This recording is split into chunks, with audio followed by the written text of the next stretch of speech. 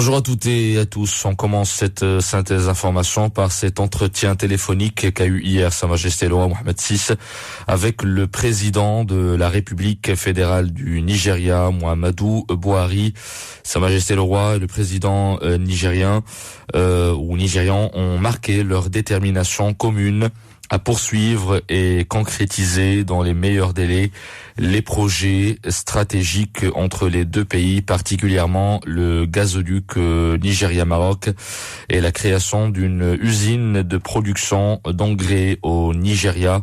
Lors de cet entretien également, le président Buhari a remercié Sa Majesté le Roi Mohammed VI pour l'appui solidaire du royaume dans la lutte contre le terrorisme et l'extrémisme violent, notamment à travers la formation des imams nigérians à l'Institut Mohammed VI de formation des imams Mourchidine et Mourchidat. Et enfin, les deux chefs d'État se sont félicités de la dynamique positive que connaissent les relations bilatérales dans tous les domaines depuis la visite royale au Nigeria en décembre 2016 et celle du président Buhari au Royaume en juin 2018. Petit repos mérité pour le personnel en charge de la vaccination au Royaume ce week-end. La vaccination reprend aujourd'hui à travers tout le Royaume.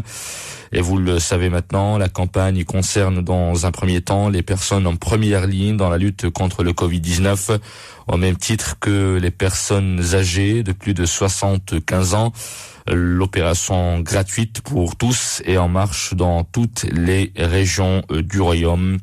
Pas moins de 100 000 personnes ont été vaccinées depuis le début de la campagne de vaccination au Maroc. 466 nouveaux cas et 16 décès ce dimanche avec 532 guérisons. 532 guérisons, le nombre de cas actifs baisse à 13 722 et celui des cas sévères ou critiques à 714. Le nombre de tests effectués est faible à cause du week-end. Seuls 8263 tests ont été effectués. Le taux de positivité est de 5,6%. La Chambre des représentants tient ce lundi une séance plénière mensuelle des questions de politique générale adressées au chef du gouvernement. Cette séance prévue à partir de 15h sera consacrée au thème de la politique gouvernementale d'appui aux produits national. Et on finit cette synthèse d'information par une information, une nouvelle sportive, celle du 11 national. Les Lions de l'Atlas ont validé leur billet pour les demi-finales du championnat d'Afrique des Nations de football qui se poursuit au Cameroun.